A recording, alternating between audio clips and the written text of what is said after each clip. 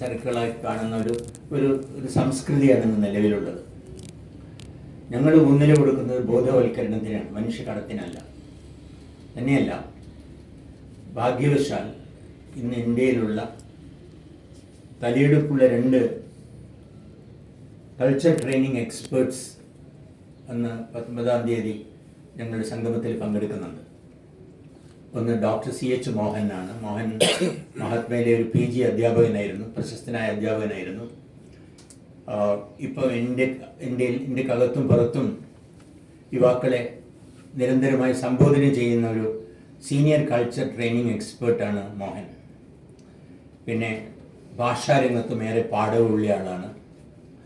UK-യിലും US-ലും യൂറോപ്പിലും മിഡിൽ ഈസ്റ്റിലുമൊക്കെ ഒരുപാട് ഇൻ്ററാക്ഷൻസ് നടത്തിക്കൊണ്ടിരിക്കുന്ന ആളാണ്. ഇപ്പോൾ മോഹൻ്റെ സാന്നിധ്യം ഞങ്ങൾക്ക് വളരെ വിലപ്പെട്ടതാണ്. തലശ്ശേരിയിലും പരിസരത്തുള്ള യുവാക്കളെ സംബന്ധിച്ചിടത്തോളം ഇന്ത്യക്കകത്തും പുറത്തുമുള്ള ജോലി സാധ്യതകളെക്കുറിച്ചും വിദേശ നാടുകളിലെ സാഹചര്യങ്ങളെക്കുറിച്ചൊക്കെ ആധികാരികമായ അറിവ് മോഹനിൽ നിന്ന് ലഭിക്കും.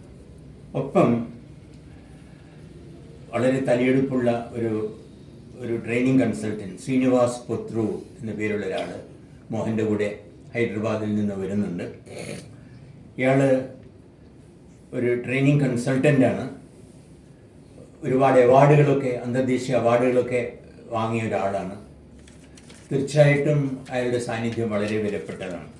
ഇതിനു പുറമെ മഹാത്മയിലെ ഞങ്ങളുടെ പഴയ ചില അധ്യാപകർ, ഒന്ന് ഡോക്ടർ രാമേന്ദ്രൻ, ഇന്ന് കൂർഗിൽ ഒരു കോളേജിലെ പ്രിൻസിപ്പളാണ്. ഡോക്ടർ രാമേന്ദ്രൻ ഇന്ത്യയിലെ UN വോളണ്ടിയേഴ്സിൻ്റെ സെക്രട്ടറി ജനറലാണ്. ഇന്ത്യക്കകത്തുള്ള ജോലി സാധ്യതകളെക്കുറിച്ച് ആധികാരികമായിട്ട് സംസാരിക്കാൻ കഴിവുള്ള ഒരാളാണ് ഡോക്ടർ രാമേന്ദ്രൻ. പിന്നെ നമ്മോടൊപ്പം ഉള്ളത് മഹാത്മ ഇംഗ്ലീഷ് ഫാക്കൽറ്റിയിലെ പ്രഗത്ഭനായ അധ്യാപകനായിരുന്ന ശശിധരൻ PCH. ശശിധരൻ ലാംഗ്വേജ് സ്കിൽസിലൊക്കെ പ്രാഗൽഭ്യം നേടിയ ആളാണ്. കരിയർ ഗൈഡൻസിലൊക്കെ ഒരു മാസ്റ്ററാണ്. ശശിധരനും വന്ന് യുവാക്കളെ സംബോധന ചെയ്യുന്നുണ്ട്. ഇപ്പം ഞാൻ നേരത്തെ പറഞ്ഞ മാതിരി പുറത്തുള്ള അന്തരീക്ഷം വെല്ലുവിളികൾ നിറഞ്ഞതാണ്. ഇപ്പം പുറമെ യുക്രൈനിൽ ഉള്ള ജോലി സാധ്യതകളെക്കുറിച്ചും അക്കാഡമിക് സാധ്യതകളെക്കുറിച്ചൊക്കെ പറഞ്ഞ് കൊണ്ടുപോയിട്ട് റഷ്യയുടെ കൂലിപ്പട്ടാളായി മാറിയ യുവാക്കളെ നമുക്കറിയാം. അപ്പം വളരെ അപകടം പിടിച്ചൊരു ചരിത്ര സംബന്ധം കൂടിയാണിത്. ഇപ്പോൾ കുട്ടികളെ നമ്മൾ തെറ്റിദ്ധരിപ്പിക്കാൻ പാടില്ല, അത് വളരെ ഇമ്പോർട്ടൻ്റ് ആണ്. പിന്നെ ഇതിൽ ഞങ്ങളെ സംബന്ധിച്ചിടത്തോളം സാമ്പത്തിക താല്പര്യം തീരെയില്ല. ഒരു അക്ഷരാർത്ഥത്തിൽ കുട്ടികളെ ബോധവൽക്കരിക്കുന്ന ഒരു പ്രോസസ്സാണ് ഞങ്ങൾ നടത്തുന്നത്. അത് 100% സത്യസന്ധതയോടുകൂടി എക്സിക്യൂട്ട് ചെയ്യാൻ പറ്റും എന്നാണ് ഞങ്ങളുടെ വിശ്വാസം. കാരണം നമുക്ക് വേണ്ടത് അത്തരമൊരു സന്ദർഭമാണ്, അത്തരമൊരു സാഹചര്യമാണ്.